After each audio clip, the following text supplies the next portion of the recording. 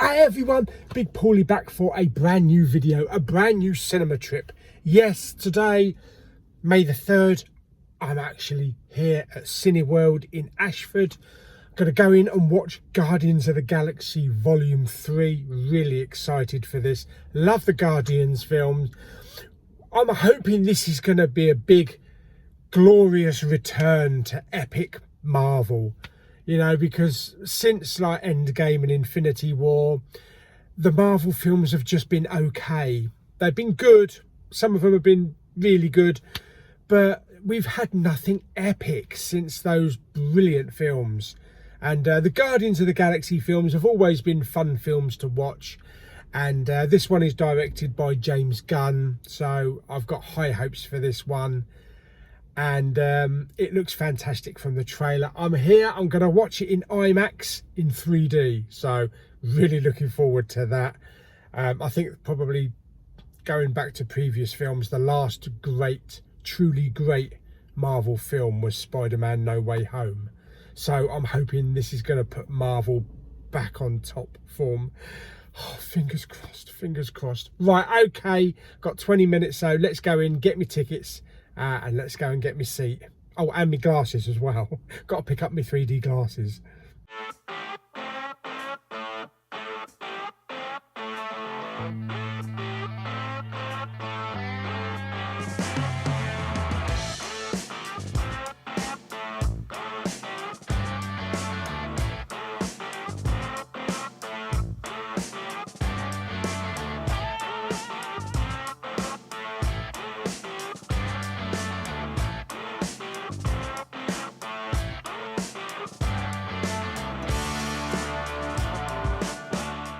Okay, so here we are at Cineworld. They've got IMAX, they've got ScreenX, they've got 4DX.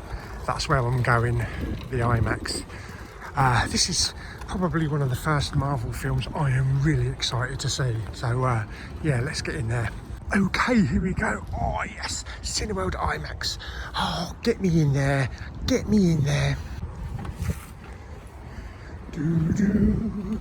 Don't even have to open the doors. Fan-bloody-tastic.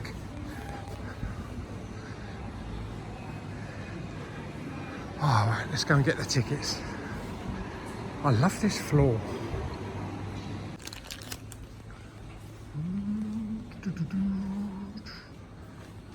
Oh yes, baby. Cool.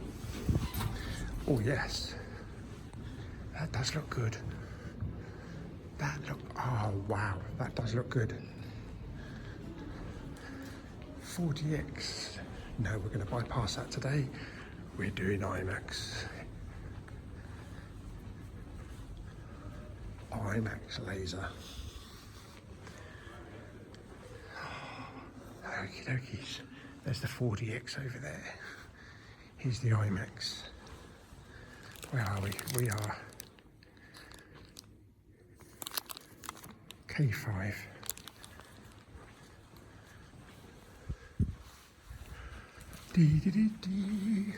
Probably should have gone up the lift, then I could come down. Then I won't have to worry about walking up how many flights of stairs. Oh, it's cold in here. Oh. Jesus Christ, look at the size of that screen.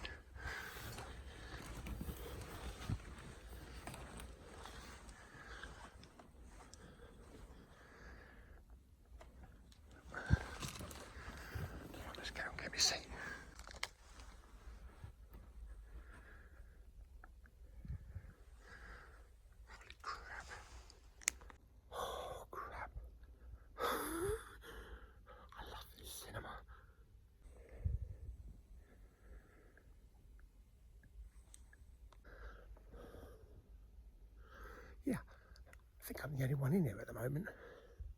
Again, there's another 10 minutes until the programme starts, but it's not as busy as it's going to be tonight. I looked at the 7 o'clock or the 7:30. It's going to be busy tonight, so that's why I like going earlier in the daytime. Less twats to deal with in the cinema. Oh my God, bring it on. Remembered my glasses as well. I just grab those when I come in the door. Excellent. Let's go, baby. About 3 hours later.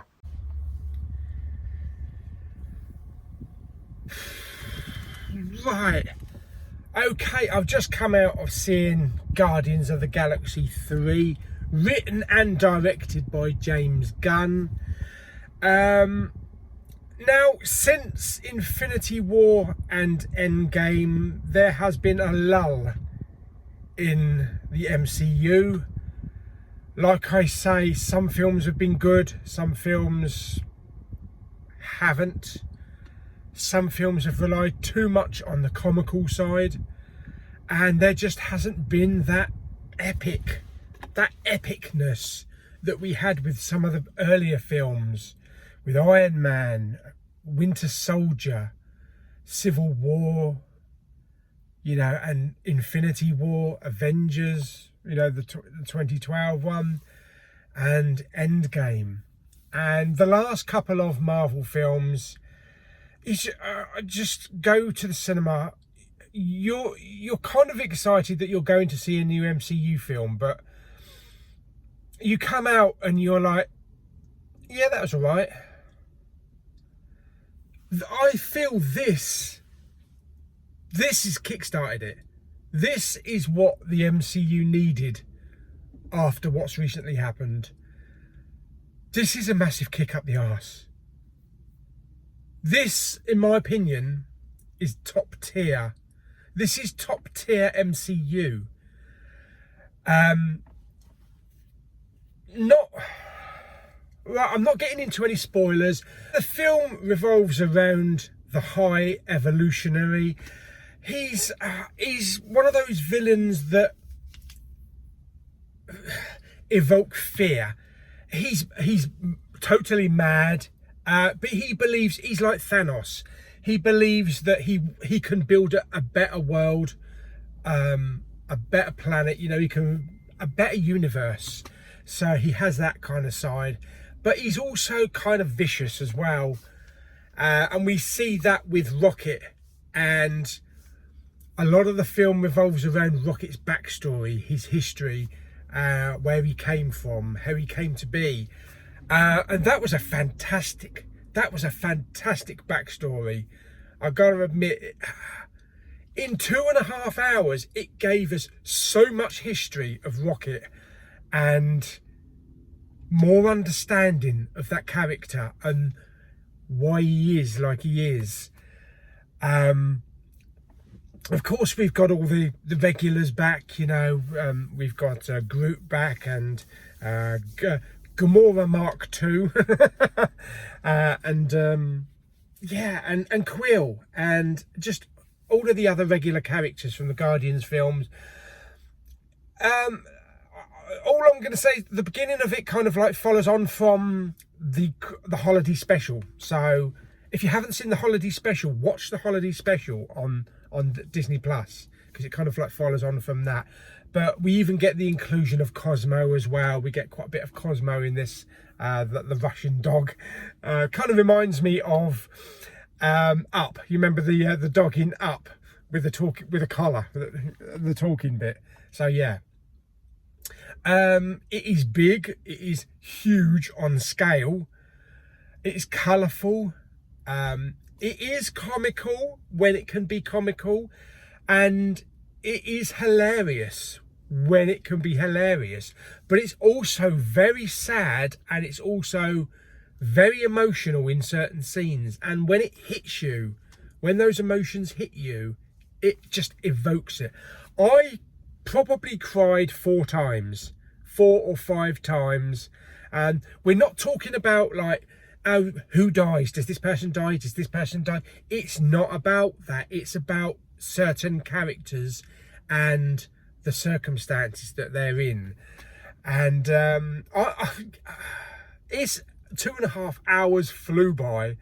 There was not one boring moment. It didn't drag one bit. It looked fantastic. It was in 3D. The 3D was really good. You know, there wasn't any sort of like jab you in the eye moments, you know, go through the screen. It was more about depth, but it gave it that added depth. Yeah, the picture quality was fantastic. The score was brilliant.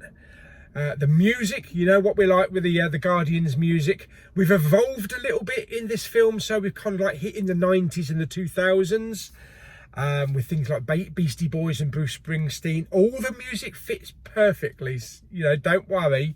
But you know when you're back in a Guardians of the Galaxy film, when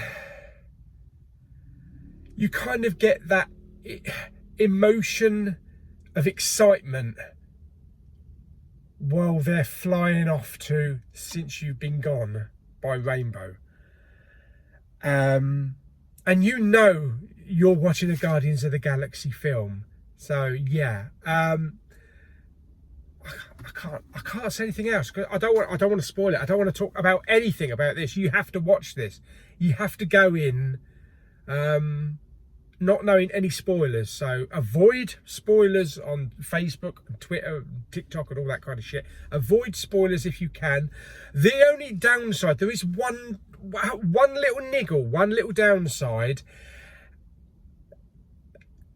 Quill uses an F-bomb, and I don't think that was really needed.